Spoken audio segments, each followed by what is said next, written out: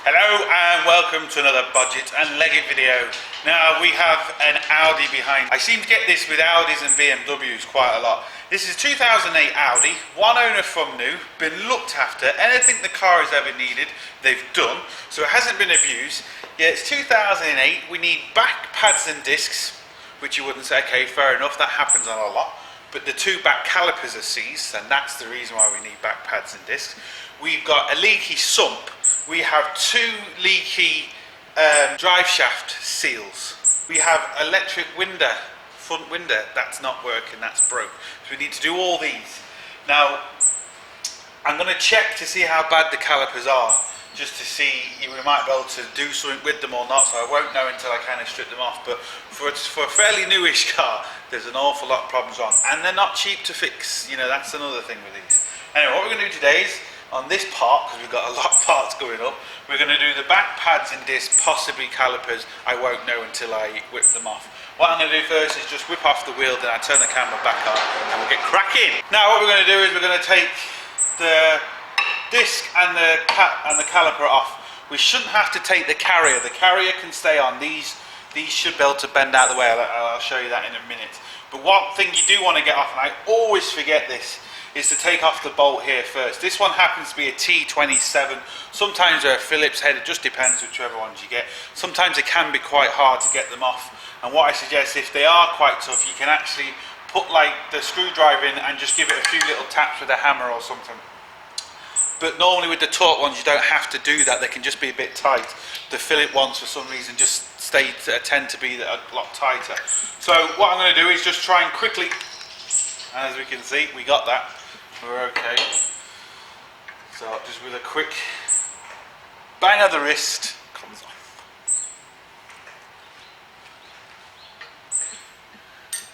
Now I'm going to take off the actual caliper itself. We have two bolts, a 13 and a 15. The 13mm bolt and a 15mm nut. Now sometimes you might have to hold the 15, sometimes you don't. So let's just try and take it off without doing it first. No, the whole thing is spinning, but that's okay. What we do need to do is we need to loosen both of them first. So you can see, I'm trying to do this without getting in the way of the camera. Just hold that and we can spin the bottom off. Great.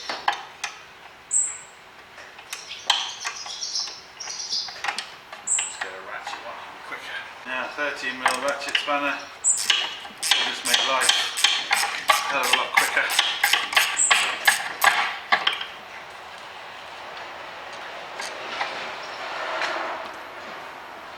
And yes, you might be thinking, well hold on, that's 13, that's 15. Look at the size difference. These are long reach ratchet spanners, so they're a lot longer than normal size.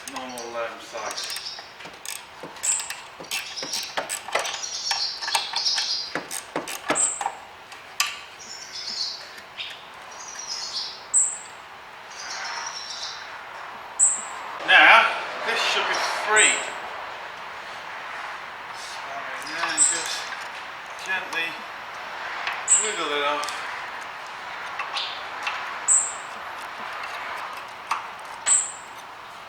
The handbrake cable and everything's connected to this, so they can be a bit tricky to get off. You can't really move them out of the way as such. But with a little bit of wiggle.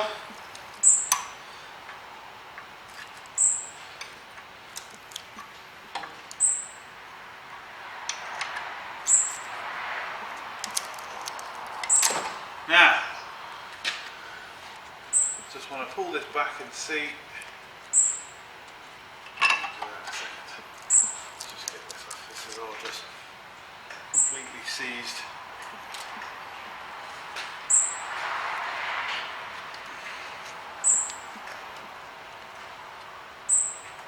Now that piston looks okay, but I'm going to wind it back with the tool to see, because there's definitely a problem here. There's something making these go as quick as they did. It could be the carrier, could be a problem with the carrier, that it can be building up crap and it doesn't allow the pads to move, but it's kind of looking like it's the caliper. It's normally the caliper, unless sometimes the actual pads are seized on, but that's doesn't really happen too much. That's one side, which is worn, but it's not too bad. But I don't know, again, if you can see just how it's wearing unevenly. So it's a lot thicker here and a lot thinner that end. I don't know if the camera's going to show that up. So it does kind of look like caliper. And this one at the back is the one that's metal on metal, as you can see. That was what's making all the noise as we were spinning the wheel.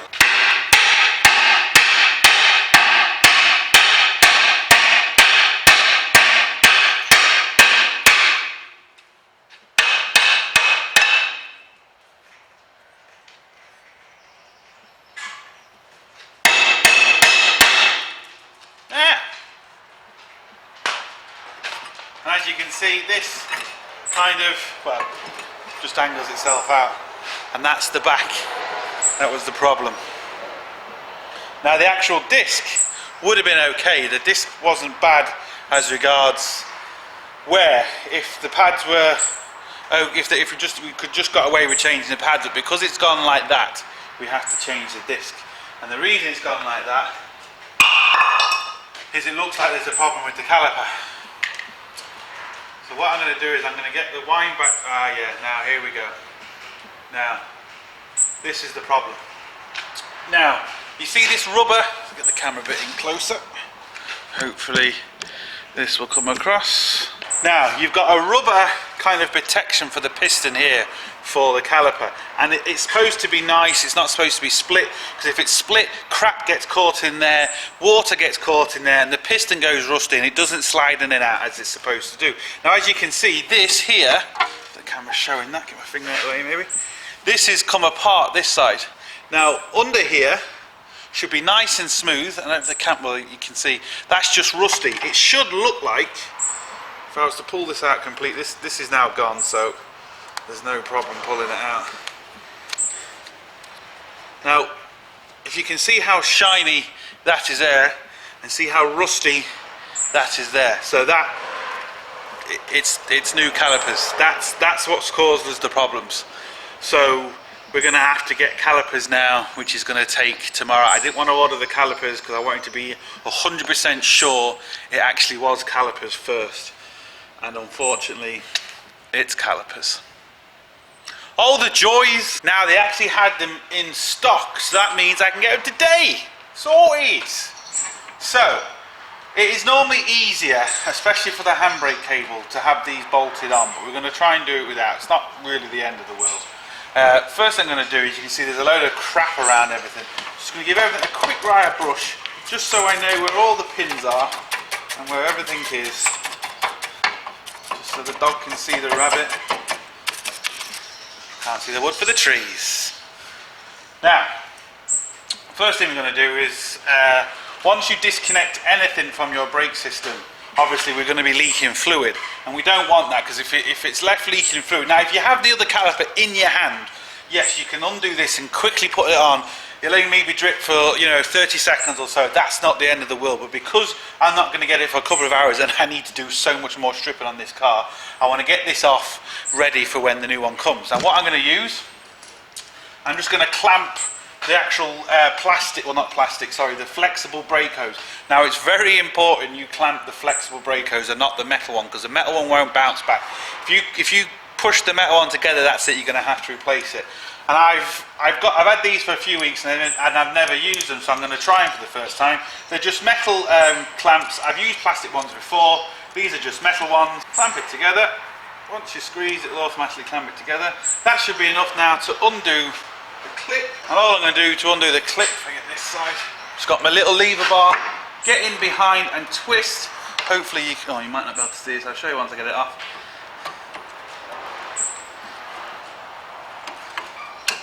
Now,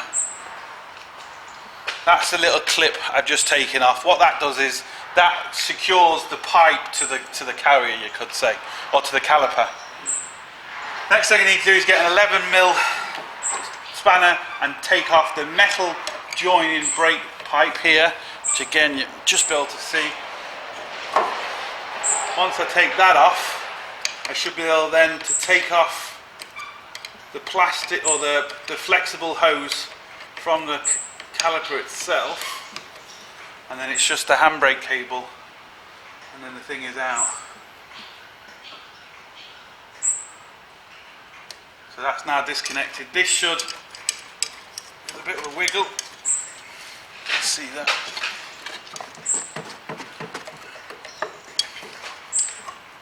Now, that's come out, and as you can see there's no fluid leaking, so you want to double check to make sure there's no fluid leaking. There isn't, so we can put that out the way for the minute. Just hide it up in there, out of the way. Now what we need to do is take off the handbrake cable, and we also need to make sure the handbrake cable isn't seized. Now, like I said, it is sometimes easier to have this bolted on, but what we're going to do, we can kind of use this just to wedge against it and lift it up. But sometimes, now, I don't know if you saw that in one action, I lifted this up out the way, pushed it to the left, and as I did that I pulled out the actual pin there. So what we need to do now is, now that's a good sign, so I want to check the handbrake cable. I can move the handbrake cable in and out. If I couldn't do that, that means you've got a seized handbrake cable. And what can sometimes happen is if your handbrake cable seized for a long time, it's obviously putting pressure on your caliper, and that can also damage your caliper too, because this works on a spring mechanism. Now I've done one on a van before, on a Renault, and once these start giving trouble, I'm telling you now, they'll just constantly seize every couple of months. You're just going to do damage, you're just going to wear out your pads. If the handbrake cable, if the handbrake side of this starts giving problem, just replace it. I'm telling you now, just replace it. You can open this up and free it out, and yeah, it works for a couple of months, but I guarantee you it will come back into it. Just take it out. Even though you have to spend a bit more money initially, you will be saving money, I can assure you that. So there's two clips either side of this handbrake now. Plastic clips holding it in. I don't know if you can just get that. You might just be able to see them here and there and there. So what I'm going to do is just get some normal pliers, squeeze that clip in together, and once I squeeze it in together, it should go through the hole. It can be a bit tricky, especially doing it on camera and trying to, so you can see. Now we're getting there, it's lifting up a little bit. You can just take a bit just to get it going.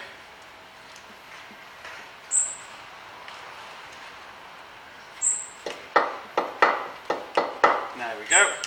Got it going. Push it all the way down. Push the rubber through, and there we go. We have one, and as you can see there just how rusty and crap that is, and that's what unfortunately is stopping that from going back. It's even worse, you can't see it down there. So yeah, just one of them things really. Now let's put the rubber back there and just again double check that's all good. Now what's very important as well is another thing that can make your caliper, well, make your brake seize, are these two little pins in the back. Now I always show you this on when I'm doing brakes, and regardless whether they're seized or not, take them out and grease them up. These ones, they're not seized, which is a good sign, because like I said, if they're seized, that can give you the same impression that your caliper's seized. And all you need to do, as you can see, they pop out really nice and easy. So I'm going to take these out, I'm going to give these a good clean, grease them back up and put them back in. I'm not using copper grease on these, I'm just using normal grease. Again, this is the top one. Sometimes the top and the bottom one are different. These, they're exactly the same. Oh, sometimes the bottom and the top ones are different, but these are exactly the same. So yeah, I'm just using normal grease. I'm not using copper grease because copper grease can damage them. We do it on both sides, but not only that, but we need to make sure where the pads run along, which is here, this is completely free, it's clean, there's no big pile of rust on them, because again, If the pads are seized on there, that'll give you the same problem as a seized caliper. So if you're taking off a caliper and you can't see that rubber shield around the caliper broke at all, well then what you want to be looking at, you want to be looking at them pins, making sure them pins aren't seized, giving this, well, regardless whether the pins are seized or not, you still want to take them out and clean them and give this a good clean, but you want to do that anyway regardless. But they're the other things that can give you the impression that the caliper is seized when it's not necessarily the caliper at fault.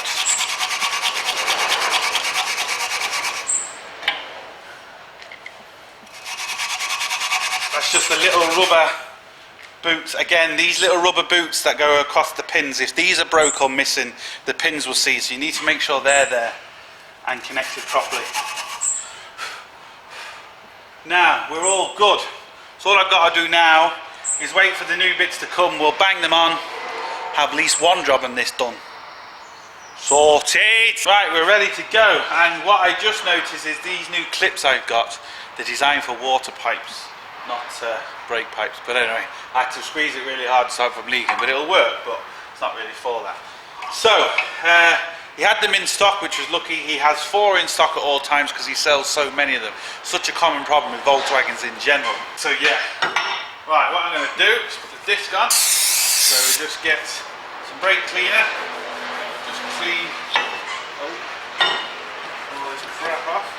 Now this has been put into or taken out the box already, should I say. So someone's obviously got the wrong ones, so they've lost the protective thing on them. But it's not the end of the world. We can clean them. A couple of scratches in them, which is not going to affect us.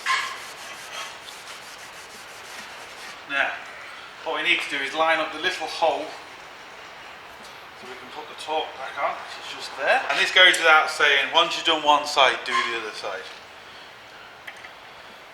Now, with calipers, I mean, technically, yes, it's best, but depending on your caliper, it can be quite expensive to do it.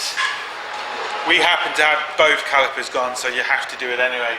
I can only suggest it is best if you do one caliper always to replace the other caliper, because one caliper is going to be old, but I know it can be a lot of money, but that's all I can suggest. It's just best off, when you do one thing on one side, do it on the other side, then your car is even. Because if you crash because of your brakes, because of whatever you've happened to put on, it's going to cost a lot more to repair your car than it was to replace the part that you didn't put on. So I can only say do it. So we've got that on. I have already put copper grease on there, so we just need to put copper grease on the pads. So I'm just going to put copper grease on the edge of the pads, even though I've already done it on the carrier, but I'm still going to do it on here.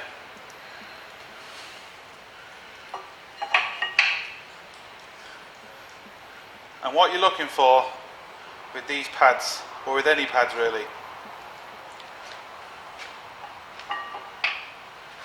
that they can slide in and out nice and easy. You're not having to force them. They slide in and out nice and easy, because otherwise you're just going to have the same problem again. Somewhere we need to.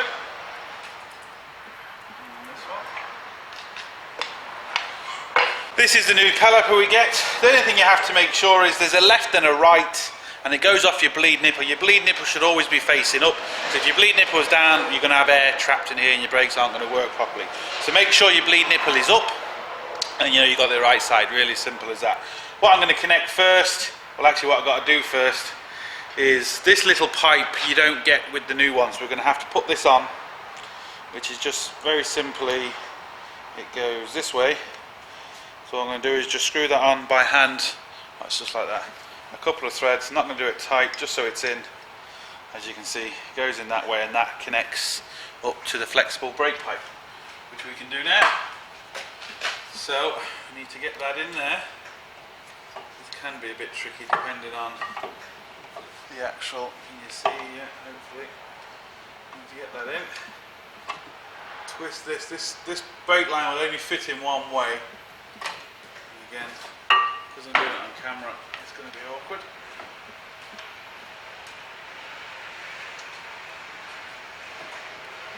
Now it's in. All I'm going to do is just screw it in by hand, a couple of threads, You just see, hopefully, just so I know it's in. And be careful you don't cross-thread these. These are very, very easy cross-threaded. So what I'm going to do now is I'm just going to tighten these two. Might not be able to see on camera, but I'm just going to tighten these two, and once I know they're tight, no point in me showing, I'm just going to tighten these two, put the little clip back, which is here. So put that clip back, push it down there. Once I've done that, we'll turn the camera back on and we'll keep going. Right, so we had that on. Next thing to do is put the handbrake cable in. Now we're not going to put it on properly, we're just going to put it in. It's easier to do it once it's actually on properly. So I'm just going to feed the first part of it through the hole and get it to lock in. So as we can see now, that's just locked in. I'm going to put the ball on the clip at the end of it. But what I'm going to do now, I've cleaned these two pins and I'm just going to grease them up. I'm just using multi-purpose grease, so kind of ordinary grease you could say, nothing special about it. You can also use CV joint grease. It's just I do use CV joint grease, I just happen to have a tub of this now, so I'm just going to use this. You can kind of use any grease that's designed for heat, provided it's not copper grease that's got little bits in it. So I'm just going to put the little dust covers back on first. Once I've done that, I can just literally slot these in. Make sure the jacket's caught on it, so it's not gonna, there's a little ring just here. I need to make sure that little jacket goes over that, so no water or crap can get in. And then we can put the actual caliper on.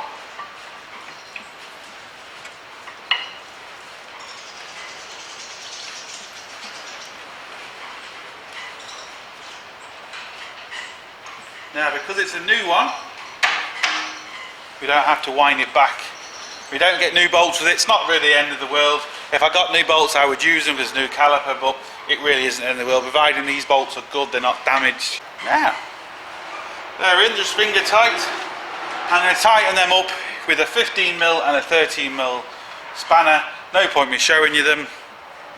As soon as that's done, we'll get the handbrake cable on.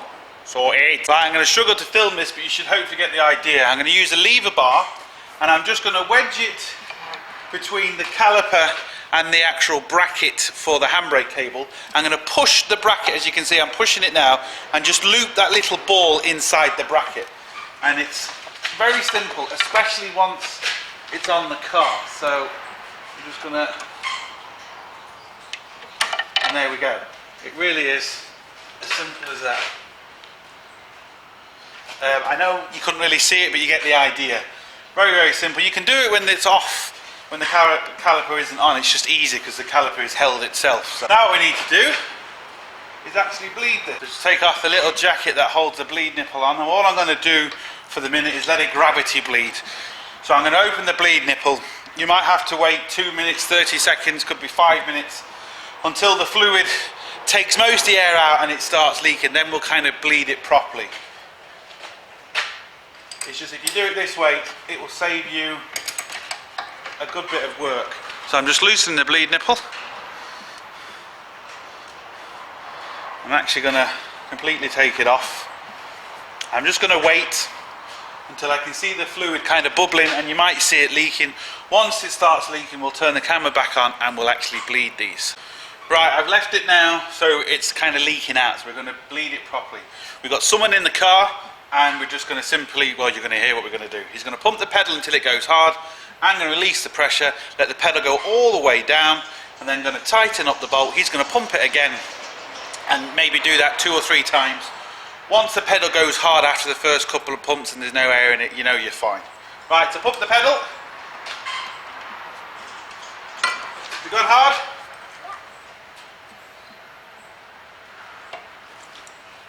Gone to the floor? Has it gone to the floor?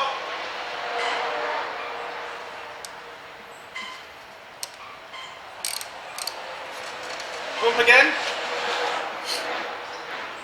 Has it gone hard? Hold it down.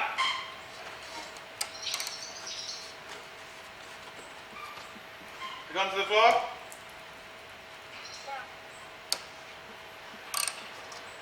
Right, one more time, pump. We've gone hard. Keep it down. To the floor?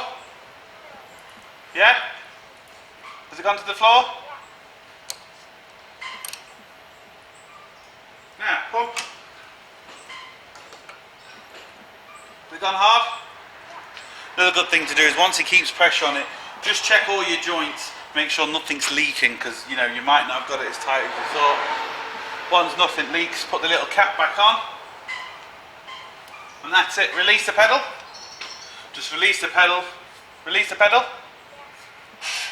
Make sure this is turning, it's not seized or anything like that, because that's the last thing you want. Now, just lift up the handbrake for me.